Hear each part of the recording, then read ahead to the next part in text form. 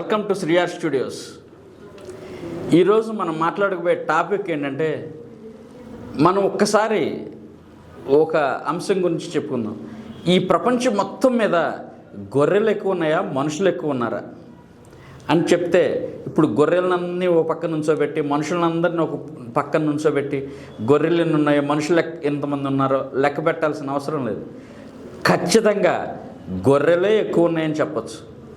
గొర్రెలంటే 4 కాళ్ళ మీద నడిచే జంతువులే కాదు, మనుషుల్లా 2 కాళ్ళ మీద నడుస్తూ కూడా గొర్రె బుర్రలతో ఆలోచించేవాళ్ళు, గొర్రెల్లా బతికే మనుషులందరూ కూడా గొర్రెల కేటగిరీలోకే వస్తారు. సో నిస్సందేహంగా చెప్పచ్చు, గొర్రెలే ఎక్కువ ఉన్నాయి ఈ ప్రపంచంలో.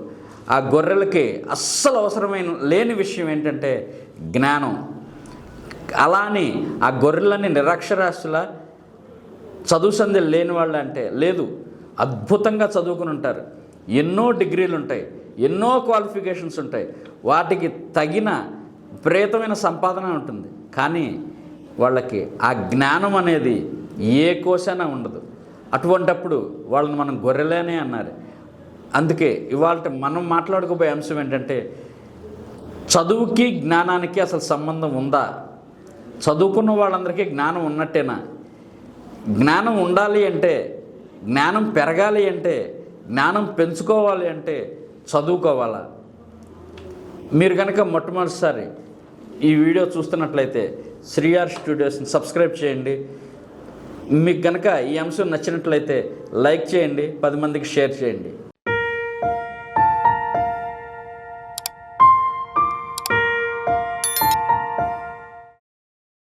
చదువుకి జ్ఞానానికి సంబంధం ఉందా అని మనం చెప్పుకుంటే, ఒకప్పుడు ఉండేదేమో తెలియదు, ఇవాళైతే ఖచ్చితంగా లేదు అని నిర్ద్వందంగా చెప్పచ్చు. ఎలా అంటే, మనం మన చుట్టూ ఉన్న పరిస్థితిలో చూస్తూనే ఉన్నాం. ఎవరి గురించో చెప్పుకోక్కర్లేదు, మన గురించి మనం ఆలోచించినా, మనం తరిచి చూసుకున్న, ఆత్మ విమర్శ చేసుకున్న అర్థమవుతుంది చదువుకి జ్ఞానానికి సంబంధం లేదు. ఇవాళ మన చదువులన్నీ బట్టి చదువులు, రుద్దే చదువులు, ర్యాంకుల చదువులు, మార్కుల చదువులు, ప్యాకేజీల చదువులు. ఎంత చదివి ఎంత మంచి ర్యాంక్ తెచ్చుకుని, ఎంత మంచి కాలేజీలో చదివి ఎంత మంచి ప్లేస్మెంట్ తెచ్చుకుని, ఎంత ప్యాకేజ్ తెచ్చుకుని, ఎంత లగ్జరీగా బతికితే అంత సుఖంగా సంతోషంగా ఉన్నాం అని అర్థం. అయితే వీటన్నిటిలో ఎక్కడ మీకు జ్ఞానం అనేది కనపడిందా? లేదు, ఉండదు. ఎందుకంటే ఇవాళ ఈ ప్రపంచంలో అత్యంత అరుదైన విషయం, ఒక రకంగా అంతరించిపోతున్న జాతులు, లక్షణాలు, గుణాల గురించి చెప్తారు. వాటి కోవలోకే ఈ జ్ఞానం అనేది కూడా వస్తుంది.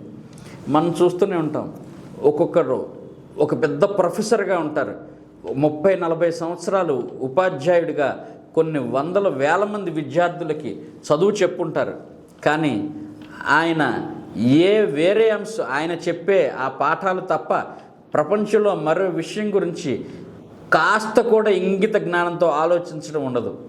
అలాగే ఇంకొక పెద్ద మహానాయకుడు అయి ఉండొచ్చు, కొన్ని లక్షల మంది ప్రజల్ని తన వాగ్దాటితో, నాయకత్వ లక్షణాలతో ప్రభావితం చేస్తూ ఉండొచ్చు. దానికి కారణాలు ఏవైనా ఉండొచ్చు, తన కులం కావచ్చు, తన మతం కావచ్చు, తన వాగ్దాటి కావచ్చు, తనకున్న ఆకర్షణ శక్తి కావచ్చు, మరొకటి కావచ్చు. కానీ తను ఇదంతా కూడా జ్ఞానంతో చేస్తున్నాడంటే లేదు, తన బలమే తన అజ్ఞానం అయి ఉండొచ్చు. అదేవిధంగా ఒక డాక్టర్ 25 ఏళ్ళుగా 30 ఏళ్ళుగా ప్రాక్టీస్ చేస్తూ ఉండొచ్చు. కానీ కేవలం తన చుట్టూ ఉన్న సిబ్బంది మీద, తన దగ్గర ఉన్న మిషనరీ మీద ఆధారపడి మాత్రమే కేవలం బ్లైండ్గా చేసుకుంటూ వెళ్ళిపోవచ్చు. కనీసం ఇన్ని సంవత్సరాల ప్రాక్టీస్ తర్వాత కూడా ఒక పేషెంట్తో ఎలా మాట్లాడాలో, ఒక జబ్బుని ఎలా నిర్ధారించాలో అన్న కనీస జ్ఞానం తనకు ఉండకపోవచ్చు. పుస్తకాల్లో చదివిందే తనకు తెలుసు, తన సొంతంగా ఆలోచించడం అనే ప్రసక్తే ఉండదు. అవును, జ్ఞానం అనేది కేవలం పుస్తకాల్లో లభించేది కాదు, అదొక జీవితానుభవం. మన చుట్టూ ఉన్న పరిస్థితులను ప్రతిక్షణం గమనిస్తూ మన మనసులో నిరంతరం పరిగెడుతున్న ఆలోచన స్రవంతిని మనమే తరచి చూసుకుంటూ, దాన్ని విశ్లేషించుకుంటూ, ఇదంతా కూడా క్రోడీకరించుకుని మన చుట్టూ జరిగే సంఘటనలు, మన మనసులో జరిగే ఆలోచనలు, మన స్పందనలు, ప్రపంచం నడిచే తీరు, సమాజం ముందుకు సాగే వైనం, ఇవన్నీ కలిపి మనం ఏ విధంగా అయితే దీన్ని ఒక అనుభవంగా, ఒక పరిస్థితిగా స్వీకరిస్తామో అదే మనకుండే జ్ఞానం. జ్ఞానం వల్ల కనీసం అక్షరాలు కూడా రాయటం రాని నిశానీలు కూడా గొప్ప సంస్కర్తలుగాను, గొప్ప సిద్ధాంతులుగాను మారే అవకాశాలు ఉంటాయి. కానీ ఎన్నో పుస్తకాలు చదివి లైబ్రరీలని అవపోసన పట్టేసి ఎన్నో గ్రంథాలను జీర్ణం చేసుకుని ఎన్నో విషయాలని పూర్తిగా అవగాహన చేసుకున్న వ్యక్తులు కూడా, వారిలో కూడా కొంచెం కూడా జ్ఞానం ఉండకపోవచ్చు. ఈ చదువుకి జ్ఞానానికి మధ్యలో ఇంకొక విషయం ఉంటుంది, అదే తెలివితేటలు. ఈ తెలివితేటలు అనేది ఒక విచిత్రమైన విషయం. దీనికి ఇటు చదువు అవసరం లేదు, ఇటు జ్ఞానం అవసరం లేదు. ఇవాళ పరిస్థితుల్లో చూస్తే తెలివితేటలు అంటే జనాన్ని ఎంత బాగా బురుడి కొట్టించగలం, ఎంత బాగా బోల్తా కొట్టించగలం, ఎంత బాగా మోసం చేయగలం, ఎంతమందిని ముంచగలం, ఇవే తెలివితేటలు. ఎంత డబ్బు సంపాదిస్తే అంత తెలివైన వాడు అని అర్థం. అంతేగాని జ్ఞానం ఉన్నవాడు అని కాదు. నిజంగా జ్ఞానం ఉన్నవాడు ఈ విషయాలు చాలా అల్పమైనవి, డబ్బు, అధికారం, పెత్తనం, ఈ అసూయ, ద్వేషాలు, పోటీ, పోల్చుకోవటం, ఇలాంటి విషయాలు ఏమీ పట్టించుకోరు. ఒక సామాన్యమైన మనిషిగా ఒక మనిషి ప్రశాంతంగా, సుఖంగా, సంతోషంగా బతకడానికి ఏ విధంగా ఉండాలి, ఎలా మాట్లాడాలి, ఎలా ప్రవర్తించాలి, ఏ సందర్భాన్ని ఎలా తీసుకోవాలి, ఏ విషయాన్ని ఎలా అర్థం చేసుకోవాలి, ఏ పరిస్థితిని ఎలా విశ్లేషించుకోవాలి, దేని వెనక దాని అసలు పరమార్థం ఏమిటి అనే విషయాల్ని క్షుణ్ణంగా అర్థం చేసుకుని దాని ప్రకారం తాను ప్రవర్తించేవాడు, తన చుట్టూ ఉండేవారితో మెలిగేవాడే నిజంగా జ్ఞానం ఉన్నవాడు. అలా ఎంతమంది ఉన్నారు? మీకు తెలిసిన వాళ్ళు ఎవరైనా ఉన్నారా? కనీసం మీరు ఎప్పుడైనా నేను ఈ క్షణం జ్ఞానంతో వ్యవహరించాను అని విశ్వాసంతో అనుకున్నారా? లేదు. నేను చెప్పింది ఎదుటివాళ్ళు నమ్మారు అంటే నేను చాలా తెలివైన వాడిని అని మీరు అనుకుని ఉండవచ్చు. నా చదువుతో నేను ఒక మంచి ఉద్యోగం సంపాదించాను, లేకపోతే ఇక్కడున్న అందరిలో ఒక మంచి స్థాయికి వెళ్ళాను అని మీరు అనుకోవచ్చు. కానీ జ్ఞానంతో నేను ఇది సాధించాను అని ఎవరైనా మీకు ఏదైనా చెప్తే విన్నారా? అలా ఉండరు ఎవరు. ఇవాళ ఈ కాషాయ వస్త్రాలు వేసుకునో, తెల్లటి ధవళవర్ణ వస్త్రాలు వేసుకునో, పెద్ద పెద్ద మేధావులు వేదికల మీద వేలాది మంది భక్తులనో, శిష్యులనో, ప్రజలనో పోగు చేసి సభలు నిర్వహించి ప్రబోధాలు, సందేశాలు ఇస్తూ ఉంటారు. అది జ్ఞానం అని మనందరి భావన. నిజంగా అది జ్ఞానమేనా? జ్ఞానం అంటే వేదాల్లోనూ, ఉపనిషత్తుల్లోనూ, పురాతన గ్రంథాల్లోనూ, ప్రాచీన వాంగ్మయాల్లోనూ ఉండేదాన్ని తీసుకొచ్చి ఇక్కడ మళ్ళీ మళ్ళీ చెప్పటం, దానికి భాష్యాలు చెప్పటం, ప్రవచనాలు చెప్పటం, వాటిని వివరిస్తూ వారాలు, నెలల తరబడి ప్రసంగాలు చేయటం, అది జ్ఞానం కాదు. వీరు కొత్తగా ఈ ప్రపంచానికి అన్వయించేటట్లుగా, ఇవాళ పరిస్థితులకు తగినట్టుగా మొత్తం ప్రాచీన కాలం నుంచి, సృష్టి మొదలైనప్పటి నుంచి ఈ సృష్టి అంతమయ్యే వరకు జరిగింది, జరుగుతున్నది, జరగబోయేదాన్ని మొత్తాన్ని ఒక్కచోట కూర్చుని తమకున్న అనుభవంతో, ఆలోచనతో, విశ్లేషణతో ఖచ్చితంగా అంచనా వేయగలిగిన శక్తి ఏదైతే ఉంటుందో అదే జ్ఞానం. అంటే అదేదో కేవలం ఆధ్యాత్మిక విషయాలకు సంబంధించిందో, లేదా సాహిత్యానికి సంబంధించిందో, లేదా సమాజానికో, రాజకీయాలకో, లేదా ఆధునిక శాస్త్ర సాంకేతిక పరిజ్ఞానానికో సంబంధించిందో, ఏదో ఒక్కదానికో పరిమితమైందో కాదు, అన్నిటికీ సంబంధించింది. Jack of all, master of none అంటారు. అలా ప్రతి విషయం గురించి ఎంతో కొంత అవగాహన ఉంటే, అన్ని విషయాలకు సంబంధించిన పరిజ్ఞానం ఎంతో కొంత అంటూ ఉంటే, అప్పుడు ఏ సందర్భం వచ్చినా, ఏ పరిస్థితి తలెత్తినా కూడా దానికి తగినట్లుగా స్పందించి ప్రవర్తించగలగటమే జ్ఞానం. ఇవాళ ఎంతమందికి ఉంది? అది లేదు. ఎంత డబ్బుంటే అంత మేధావి. మనం చూస్తూనే ఉన్నాం టీవీ ఛానల్స్లో కానీ సోషల్ మీడియాలో కానీ అరకోటి మేధావులు ప్యాకేజీలు తీసుకుని తమ ఇష్టం వచ్చినట్లు ఇష్టం వచ్చిన రీతిలో విశ్లేషణ చేస్తూ ఉంటారు. ఒక సిద్ధాంతాలని అదే పనిగా జనం మీద రుద్దటానికి తమ వాక్చాతుర్యాన్నంతా ఉపయోగిస్తూ ఉంటారు. అదంతా జ్ఞానం అని మనం అనుకుంటాం. లేదు, అది ఎవరో చెప్పిన విషయాన్నే వీళ్ళు మళ్ళీ చెప్తున్నారు, అంతే తేడా. ఆ చెప్పడానికి సంబంధించి వీరు తమ తెలివితేటలను జోడించవచ్చు అంతవరకే తప్ప వీరు కొత్తగా కనిపెట్టిందో వీరు కొత్తగా ప్రతిపాదిస్తున్నదో సిద్ధాంతమో ఏమీ లేదు. అలా ఎవరైనా మీకు చెప్పగలిగితే వారిని మీరు జ్ఞానిగా భావించండి. అంతేగాని అదే పనిగా ఎవరో చెప్పిన విషయాల్ని పదే పదే తమ భాషలో మార్చి తమ ధోరణిలో చెప్తూ మిమ్మల్ని కాస్త తమ వాగాడంబరంతో ఆకట్టుకోవచ్చేమో, కానీ పూర్తిగా దాన్ని జ్ఞానం కింద పరిగణించి మీరు వారి జ్ఞానానికి ముగ్ధులైపోయి వారి భక్తులైపోవాల్సిన అవసరం లేదు. ఇక మన చదువులకి జ్ఞానానికి పూర్తిగా లంకి తెగిపోయిన ఈ కాలంలో జ్ఞాని అనేవాడు ఎక్కడో ఏమోలో ఏ చీకట్లోనో నిర్లిప్తంగా కూర్చుని ఈ ప్రపంచానికి తనతో పని లేదు, ఈ ప్రపంచంతో తనకు పని లేదు అని బహుశా తత్వగీతాలు పాడుకుంటూ ఏ వేమనలాగానో ఇంకో కబీర్ దాస్లానో బతుకుతూ ఉండొచ్చు. కానీ చదువుతో ఈ రోజున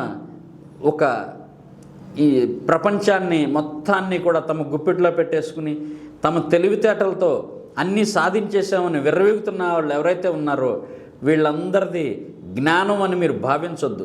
అలా భావిస్తే పూర్తిగా ఆ జ్ఞానం అనేది ఏంటో అర్థం కాకుండానే జీవితాలు ఖర్చు అయిపోతూ ఉంటాయి. సో అసలు జ్ఞానం అంటే ఏంటి, అది మనకి ఎంతవరకు అవసరం, దాన్ని మనం ఎలా పెంపొందించుకోవాలి, దాన్ని ఎవరికైనా ఇచ్చే అవకాశం ఉందా, ఈ విషయాలన్నిటిని మీరు తెలుసుకోవాలంటే మీరు ఆలోచించడం అలవాటు చేసుకోవాలి. మనం వాళ్ళు ఆలోచించడం మానేసాం. మన మనస్సుల్ని మన మెదడుల్ని పూర్తిగా పరిస్థితులకి అప్పచెప్పేసాం. చేతిలో ఒక ఫోన్ ఉంటే చాలు, దాన్ని కళ్ళప్పచెప్పి నోరు వెళ్ళబెట్టి చూస్తూ ఉండిపోతాం. మన మనసు మూగగా వాటిని అనుసరిస్తూ ఉంటుంది అంతే. అన్నీ పక్కన పెట్టి ప్రశాంతంగా కూర్చుని జరిగిందేంటి, జరుగుతున్నదేంటి, జరగబోయేదేంటి అని కేవలం ఏకాంతంగా మన మనసుతో ఆలోచించి మనమే అన్ని పాత్రలు అయి రెండు వైపులా నిలబడి అన్ని వాదనలు మనమే వినిపిస్తూ మంచి చెడు తప్పు ఒప్పు నీతి న్యాయం ధర్మం అధర్మం అన్యాయం అక్రమం అన్నిటికి సంబంధించిన అన్ని కోణాల నుంచి అర్థం చేసుకుని ఈ యుగ ధర్మం ప్రకారం ఈ కాలమాన పరిస్థితుల ప్రకారం ఏది సరైంది ఏది సరైంది కాదు, ఏది ఇవాళ సమాజం కానీ వ్యక్తి కానీ అనుసరించాల్సిన న్యాయం అని గనక మనం నిర్ధారించగలిగితే దాన్ని మనం బయటికి చెప్పలేకపోవచ్చు, మనం చెప్పినా ఎవరు వినకపోవచ్చు, విన్నా ఎవరు కూడా పట్టించుకోకపోవచ్చు. పర్వాలేదు, మన జ్ఞానం మనతో ఉంటుంది, దానివల్ల మనకు వచ్చే నష్టం లేదు. ఎవరి అజ్ఞానం వారి దగ్గరే ఉంటుంది. అది ఈ సమాజానికి వారికి ఎంత నష్టం చేస్తుందో మనం ప్రేక్షకులుగా చూస్తూ ఉండిపోవచ్చు.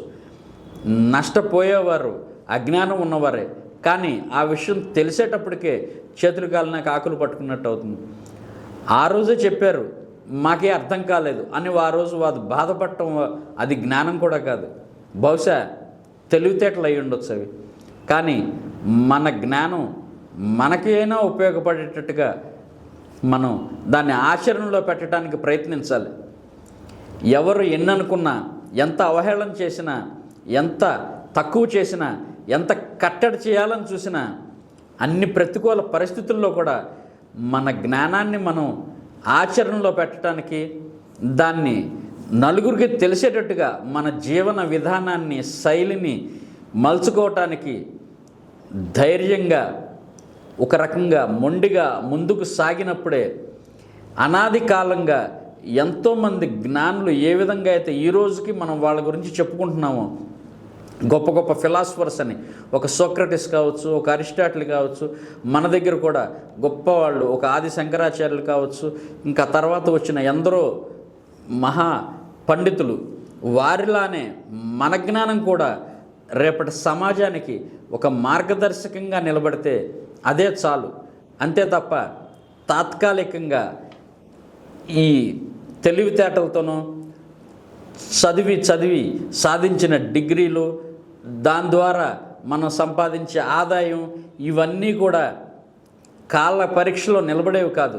కొంతకాలం పాటు మన కాస్త నలుగురిలో ఆధిక్యంగా చూపించవచ్చు, కానీ శాశ్వతంగా మనకి ఈ మానవ మనుగడలో, మానవ నాగరికతలో, ప్రపంచ పురోగతిలో ఆ స్థానం సంపాదించేది, మనల్ని శాశ్వతంగా నిలబెట్టేది మాత్రం మనకుండే ఆ జ్ఞానమే. అది సముద్రం అంత ఉండక్కర్లేదు, ఒక్క నీటి బొట్టంతో ఉన్నా చాలు. అది ఎందరో అజ్ఞానుల దాహానికి అది ప్రాణం పోస్తుంది. ఈ ప్రపంచంలో జ్ఞాన దీపాలను వెలిగిస్తుంది. సో చదువుకున్న వాళ్ళందరూ జ్ఞానం ఉన్న వాళ్ళని కాదు, చదువు లేనని వాళ్ళందరూ అజ్ఞానులని కాదు. ఒక్కసారి తేడా తెలుసుకోండి. ఇవాళ చదువుల్లో ఆ జ్ఞానాన్ని చొప్పించడానికి మనం ఏం చేయాలి అనేది ఆలోచించండి. కేవలం మనకి సంబంధం లేని విషయాలు, స్కూల్లో చదివిన టెక్స్ట్ బుక్స్ కానీ, కాలేజీలో చదివిన టెక్స్ట్ బుక్స్ కానీ ఒక్కసారి జీవితంలోకి అడుగుపెట్టిన తర్వాత అందులోంచి ఒక్క అంశం కూడా మనకు పనికిరానిది అయినప్పుడు ఆ చదువుల వల్ల ఈ జీవితానికి ఏ ఉపయోగం ఉంది? ఏదో నెలకింత సంపాదించుకోవడానికి అదొక భత్యంగా ఉపయోగపడటమే తప్ప జీవితంలో జ్ఞానానికి ఉండాల్సిన స్థానాన్ని ఈ చదువులు భర్తీ చేయనప్పుడు, మన తెలివితేటలో ఆ జ్ఞానాన్ని పూర్తిగా తొక్కిపెట్టేస్తున్నప్పుడు మనం ఏం చేయాలో మీరే నిర్ణయించుకోండి. జ్ఞానం అంటే ఏంటి అనేది మీరు కూడా ఒక్కసారి కూర్చుని ఆలోచించుకోండి. అప్పుడు మీకు ఖచ్చితంగా తెలుస్తుంది మనం ఎంత జ్ఞానంగా వ్యవహరిస్తున్నామో, ఎంత జ్ఞానంతో ప్రవర్తిస్తున్నామో, ఎంత జ్ఞానాన్ని ప్రతి క్షణం పెంచుకోవటానికి, పంచుకోవటానికి, దాంతో జీవించటానికి మనం ఎంత ప్రయత్నం చేస్తున్నాం అనే విషయం. ఇదే ఈరోజు టాపిక్. ఈ అంశం కనుక మీకు నచ్చినట్లయితే శ్రీయార్ స్టూడియోస్ని సబ్స్క్రైబ్ చేయండి, అందరికీ షేర్ చేయండి. Thank you.